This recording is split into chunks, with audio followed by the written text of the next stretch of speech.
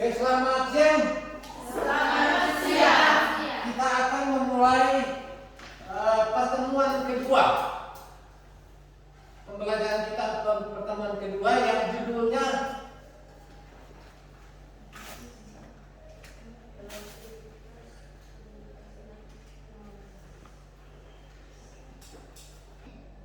Oke, selamat siang semua. Kita akan memulai pertemuan kedua untuk kelas pembelajaran yang berjudul elastisitas permintaan dan penawaran. Kita akan atur kelas sebelum kita mulai. Kita akan atur kelas supaya kita benar-benar siap, tidak ada gangguan, kita konsentrasi. Yang pertama, kebersihan kelas.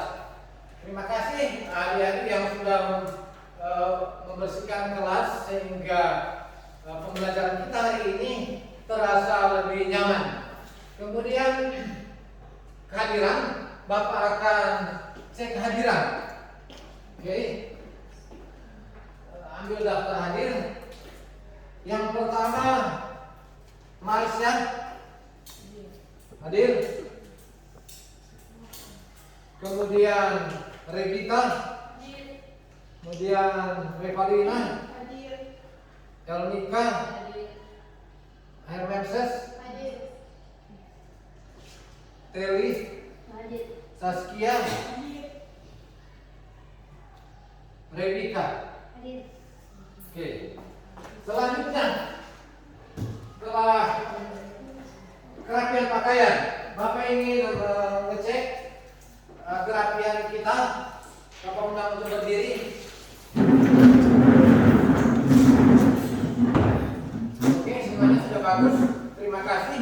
Silakan duduk. Yang selanjutnya, posisi tempat duduk.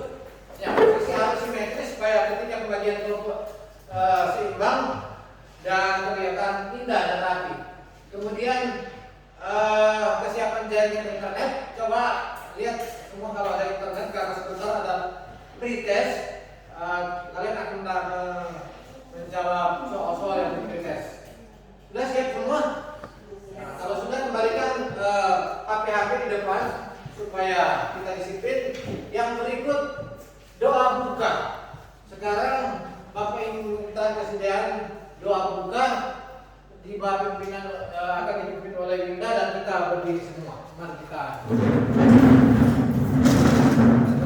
silakan.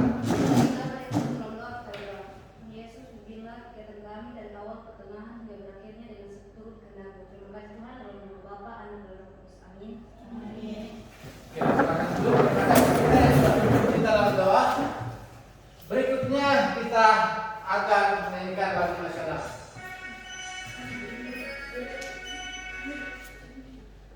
Kita berdiri semua. Nah, kita nyanyi lagu nasional.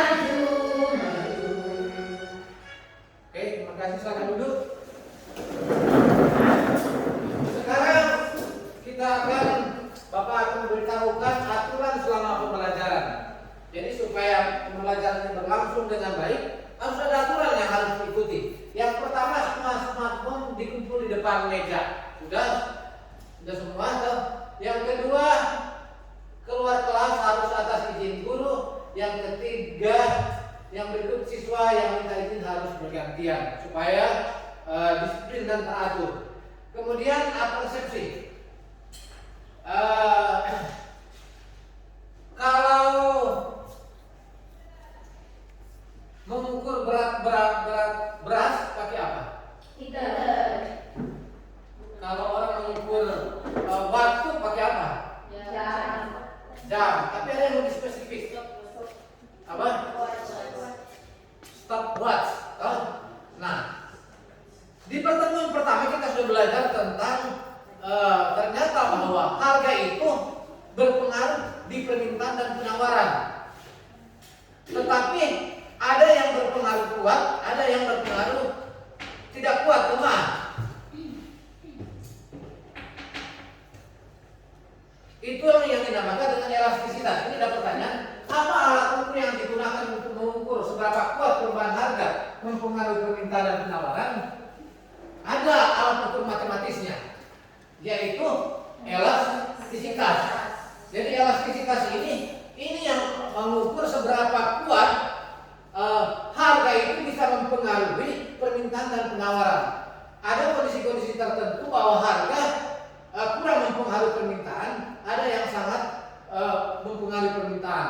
Kalau sangat berpengaruh terhadap permintaan itu harga, berarti elastisitasnya tinggi, lebih besar dari 1. Kalau kurang berpengaruh, elastisitasnya lebih kecil dari 1. Sebentar kita akan bahas lebih detail. Kemudian tujuan pembelajaran. Di sini yang pertama kita akan belajar bagaimana menghitung elastisitas permintaan. Seberapa kuat harga mempengaruhi permintaan, dan kita akan hitung ukur secara matematis. Kemudian yang kedua, penawaran. Kita akan hitung elastisitas penawaran. Seberapa kuat harga mempengaruhi penawaran. Hanya dua itu tujuan pembelajaran kita. Kemudian manfaat dari pembelajaran adalah kita bisa mengetahui informasi dalam meneruskan atau memberhentikan bisnis. Jadi kalau harga ternyata sangat kecil mempengaruhi permintaan, maka kita juga kita bisa atur susun ulang harga. Tapi kadang-kadang ada sampai di posisi kita harus berhenti atau rubah market bisnis atau produk, cara menjual kita. Nah, bagaimana mengetahui itu? Meyakinkan, gunakan elastisitas. Dengan alat itu kita bisa yakin dalam mengambil, lebih yakin dalam mengambil keputusan. Kemudian garis besar, yang pertama kita akan melakukan pretest atau tes awal. Kemudian yang kedua kita akan deskripsikan materi, jelaskan materi. Kemudian kita akan melatih pemahaman yang sudah diketahui lewat deskripsi, penjelasan materi. Kemudian kita akan presentasi hasil diskusi kelompok. Kemudian kita akan rumuskan kesimpulan. Kemudian yang berikut kita adakan post test, dan yang terakhir kita akan refleksi. Oke, yang pertama nah ini ada penilaian peserta didik selama kegiatan pembelajaran. Jadi Bapak akan nilai semua aktivitas Anda akan dinilai, perilaku maupun hasil ujian. Apa semua lebih spesifik yang akan kita nilai? Ini yang pertama, ketepatan waktu dan dalam mengikuti kelas. Jangan sudah terlambat, karena kalau Anda sering terlambat maka nilainya itu sangat kurang.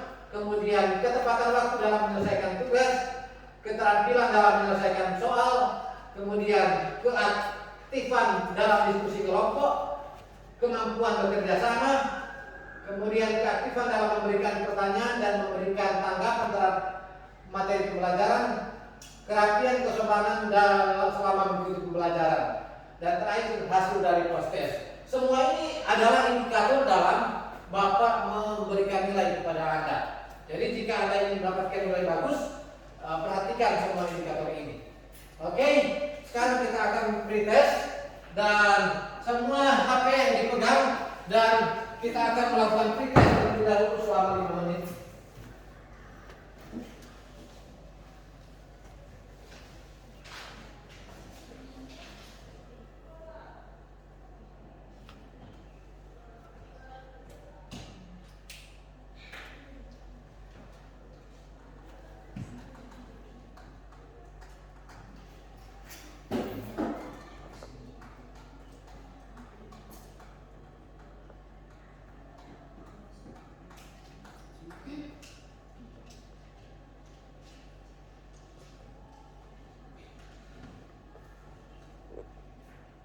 silakan.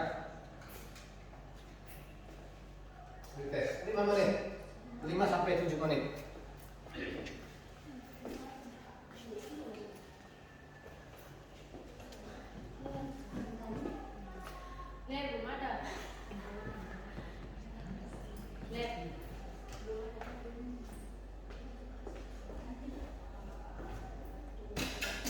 Ada masalah apa ya, Tina? Tidak ada nih. Enggak terbuka. Tidak ada. Ada yang tadi. Atau baru? Baru, yang baru. Ada yang sudah terbuka? Belum ada.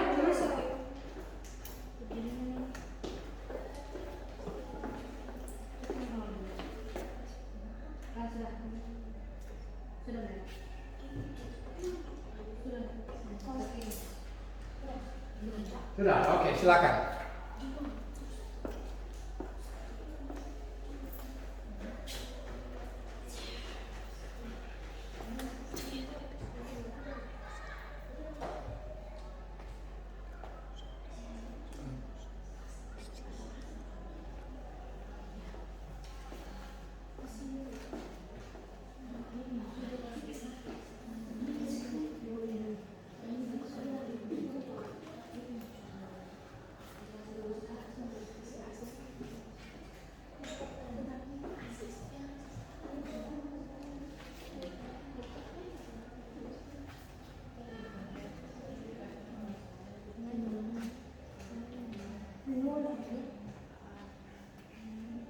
Oke, Bapak akan hitung sampai 10 hitungan mundur. Setelah hitungan ke-1, totalnya akan ditutup 10, 9, 8, 7, 6,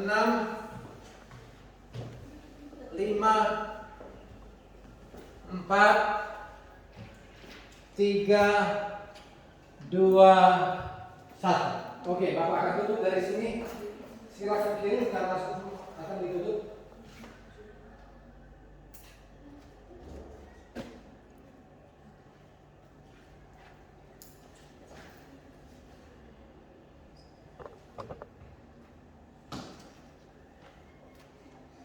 Oke, kita lihat hasilnya. Ini baru pretest, tapi sudah banyak yang benar. Ada Rahmawati 50, Rebecca 75, Rio 75, bahkan Bunda 100, Maila 100, dan masalah. Jadi ini sudah agak bagus, walaupun baru pretest. Sekarang kita akan lanjut. Tapi sebelum kita lanjut sama HP, silakan taruh di depan meja agar supaya kita tetap di sini.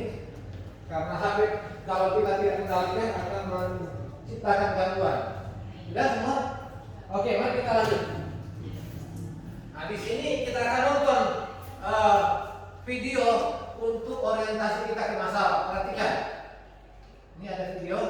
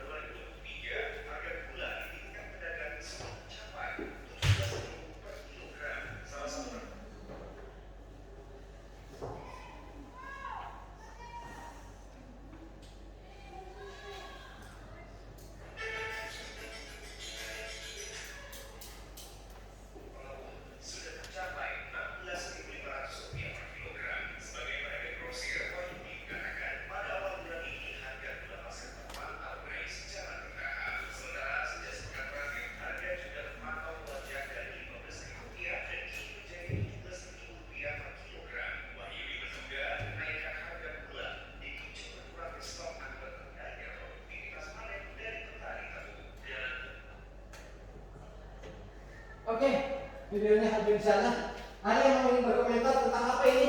Video ini?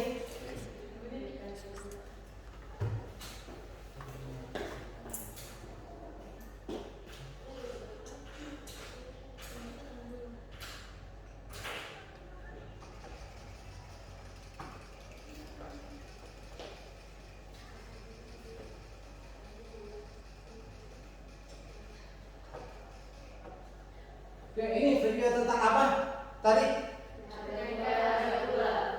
Gula. Gula apa? Mengalami apa ini gula?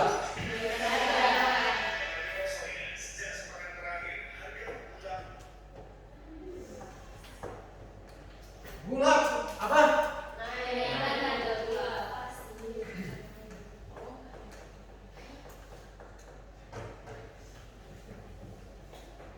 Gula mengalami apa? Kenaikan. Kenapa dia naik menurut informasi tadi di video?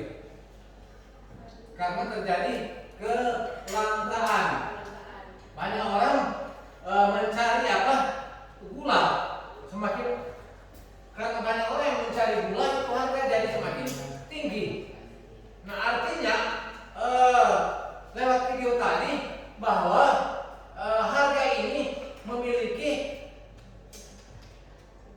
hubungan dengan permintaan. Walaupun harga semakin naik, gula itu harusnya kan kalau harga semakin naik, orang mau beli itu gula semakin kecil. Tapi kenapa di video tadi gula harganya semakin naik, tetapi orang justru semakin cari itu gula, justru lebih mahal. Itu karena secara ekonomi elastisitas dari harga gula dan permintaan tadi itu lemah. Karena apa? Jawabannya gula itu ada hubungan dengan 9 bahan pokok kebutuhan dasar manusia. Kebanyakan harga-harga yang ada hubungan dengan kebutuhan dasar manusia elastisitasnya rendah. Artinya tidak selalu seperti hukum permintaan dan penawaran yang kita sudah bahas pada pertemuan yang lalu. Oke, itu sekedar informasi. Yang berikut kita akan bahas cuma dua, yaitu elastisitas permintaan dan elastisitas penawaran. Kemudian elastisitas artinya ini elastisitas permintaan, derajat kepekaan perubahan harga terhadap permintaan.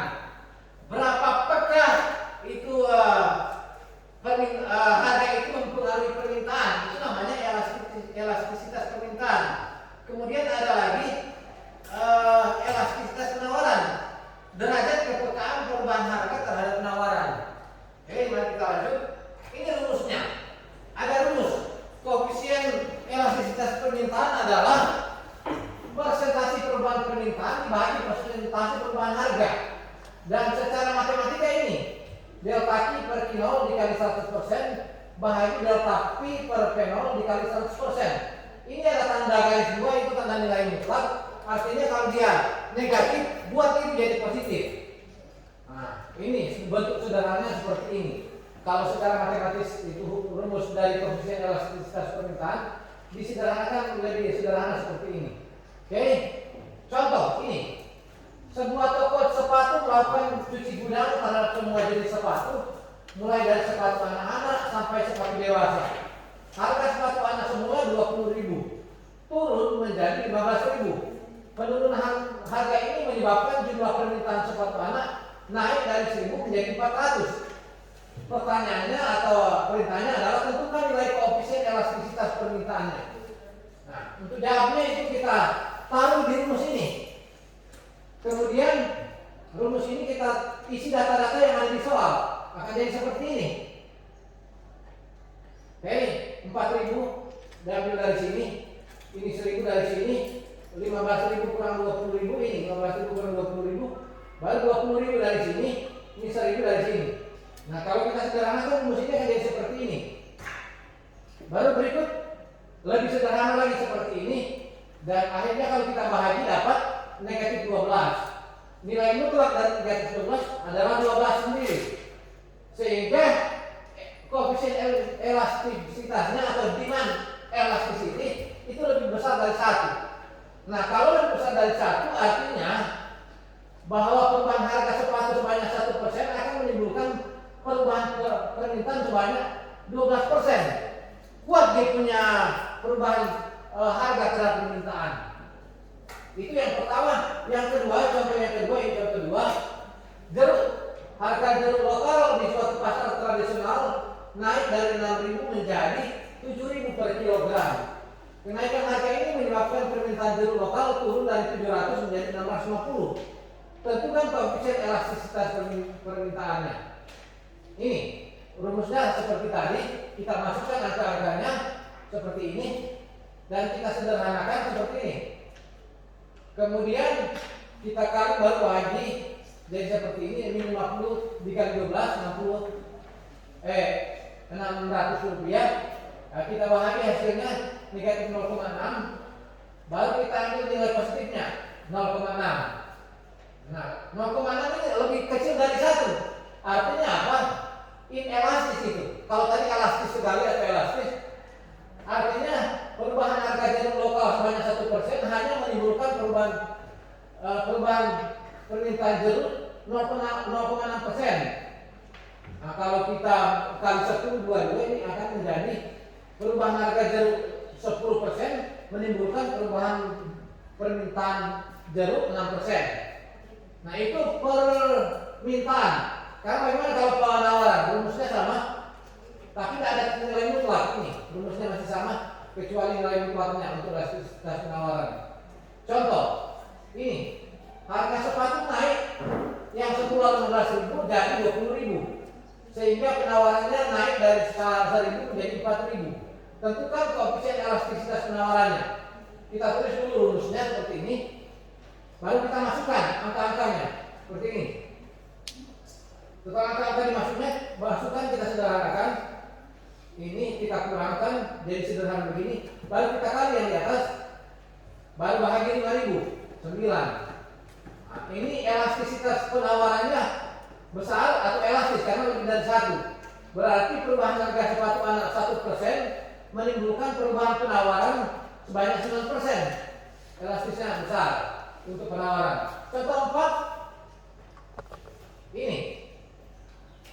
Contoh 4, harga jeruk lokal di suatu pasar tradisional naik 6.000 menjadi 7.000 dan jumlah penawaran naik dari 6.500 menjadi 7.000 kilogram. Itulah nilai koefisien penawarannya.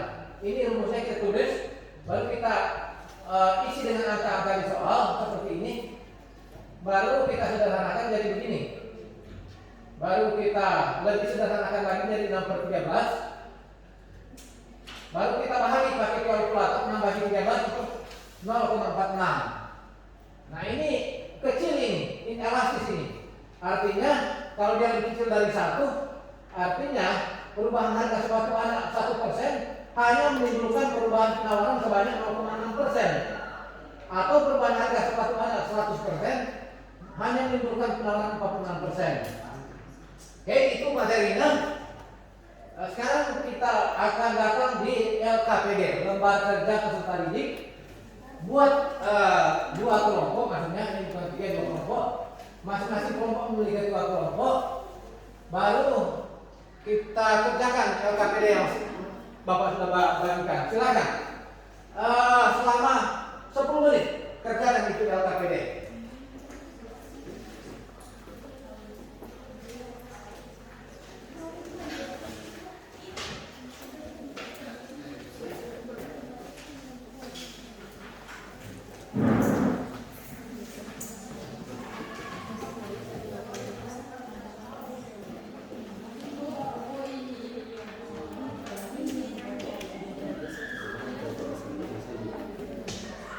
Ini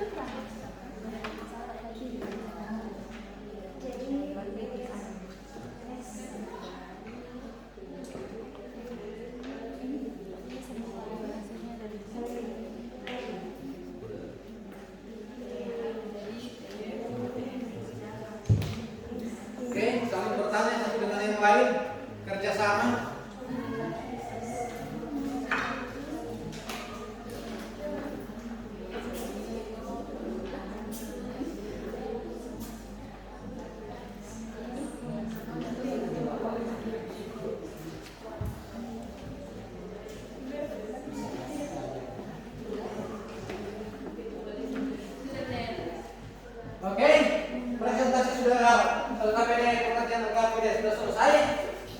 Waktunya siapa yang sudah selesai? Katakan kelompok mana yang sudah selesai? Oke, dimulai dari kelompok 2. Revalina, pimpinan Revalina. Dipersilakan presentasi.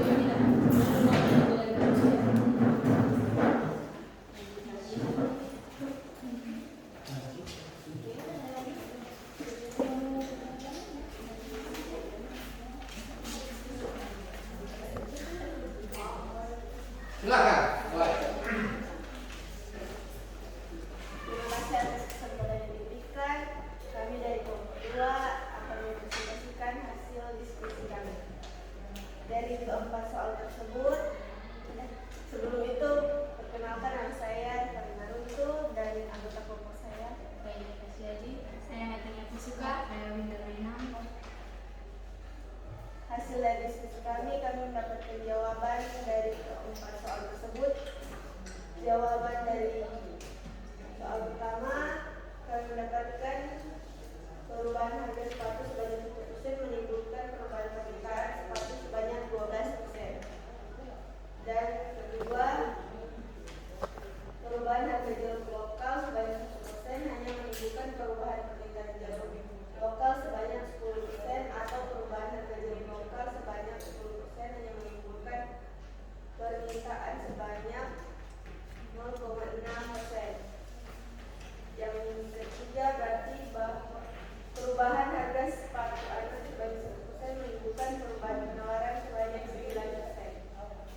Jawaban dari soal keempat, perubahan harga sepatu anak sebanyak 1% hanya menimbulkan perubahan penawaran sebanyak 0,46% atau perubahan harga sepatu anak sebanyak 100% hanya menimbulkan perubahan penawaran sebanyak 46%. Sekian jawaban dari kami. Terima kasih.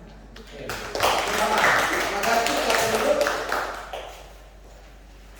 Sekarang diberikan kesempatan kepada kelompok 1.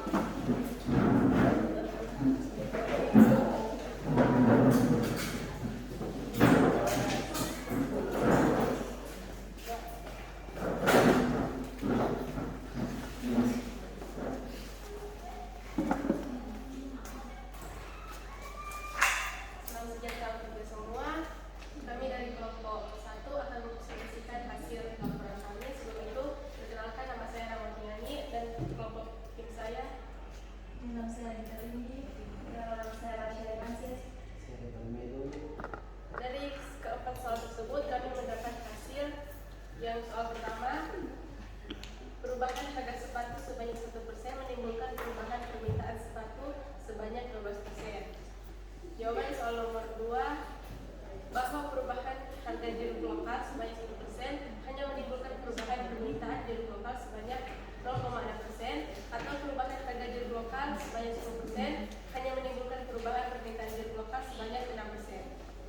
Jawaban soal nomor 3, berarti bahwa perubahan harga sepatu anak sebanyak 1% menimbulkan perubahan penawaran sebanyak 9%. Jawaban soal nomor 4, bahwa perubahan harga sepatu anak sebanyak 1% hanya menimbulkan perubahan penawaran sebanyak 0,46% atau perubahan harga sepatu anak sebanyak 100% hanya menimbulkan perubahan penawaran sebanyak 46%. Sekian presentasi dari kami, terima kasih. Oke. Tenang. Kelompok 1. Jadi Anda sudah berusaha sekuat tenaga bekerja dan mempresentasikan hasil dari Anda yang sudah Anda kerjakan. Yang berikutnya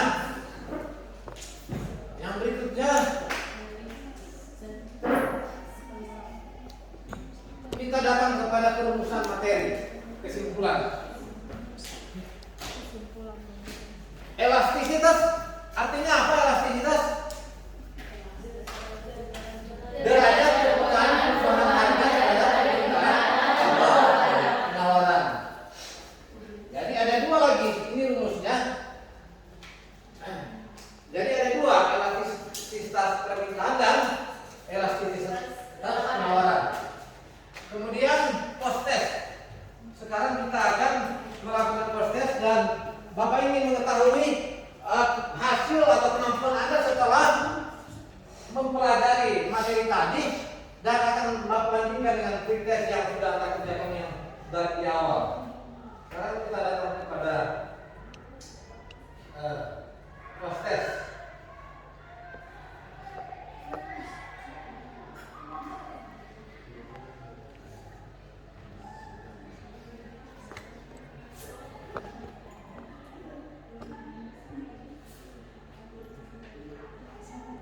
Oke, silakan.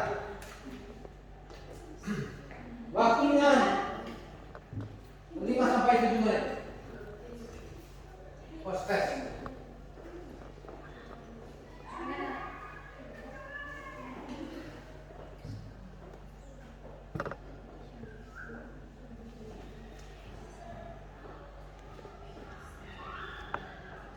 Bisa buka? Bisa. Oke, silakan.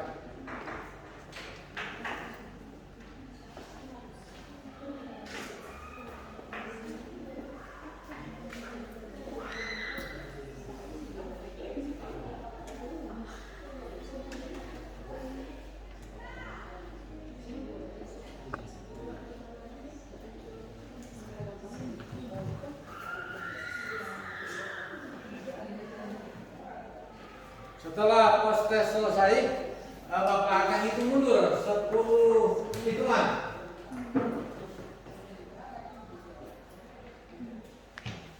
Oke, sudah. Post test akan ditutup pada hitungan ke-1 mulai dari 10. 10, 9, 8, 7, 6, 5, 4, 3, 2, 1. Oke, ini saja karena Bapak akan segera tutup portalnya. Oke, ditutup.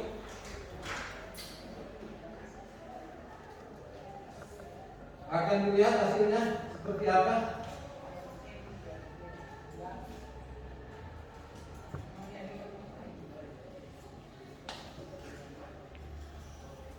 Wow, hasilnya spektakuler. Dari 1, 2, 3, 4, 5, 6, 7, 8, 9, 10, 11, 12 orang, hanya satu yang dapat 75, selain ini 100 semua. Oke, berarti secara keseluruhan mengalami peningkatan signifikan antara pretest dan post test. Artinya pembelajaran hari ini berhasil, dan untuk HP smartphone segera ditaruh di depan lagi. Kita akan lanjut. Sekarang langkah terakhir. Ini ketika selesai mengikuti pembelajaran ini, gambar nomor berapa yang sesuai dengan perasaan kalian? Jika sesuai dengan perasaan kalian, Anda angkat tangan. Kalau tidak, jangan angkat tangan. Ini ada gambar nomor 5. Apakah sesuai? Tidak ada yang angkat tangan, berarti tidak sesuai. Yang nomor 4? Tidak ada. 3? Yang 2? Kalau ini yang 1, angkat tangan yang sesuai dengan perasaan. Oke, terima kasih. Turun tangan. Berarti Anda sangat senang dengan pembelajaran kita hari ini, tercermin dari jawaban refleksi yang Anda berikan. Sekarang untuk materi selanjutnya adalah tentang kebijakan moneter. Jadi pada pertemuan berikut, kelas yang berikut, kita akan belajar kebijakan moneter yang diambil oleh pemerintah untuk mengendalikan pasar dan mengendalikan negara. Di sana siapa tahu berikut Anda ada di pejabat publik di pemerintahan, Anda akan mengambil kebijakan moneter untuk negara ini. Kemudian berikutnya tugas tinggal lanjut. Silakan akses link tugas yang sudah Bapak berikan Google Form di grup WhatsApp, dan kerjakan untuk pertemuan berikut. Bapak akan kumpul ini. Bapak akan lihat dan umumkan hasilnya tugas ini. Kemudian kita akan akhiri kelas kita pada hari ini.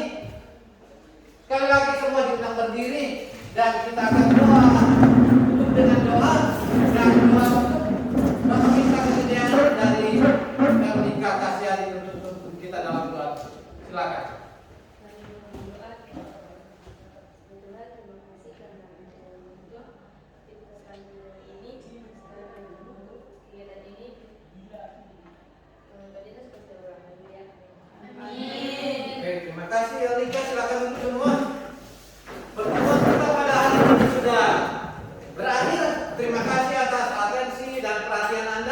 dan pengorbanan waktu Anda.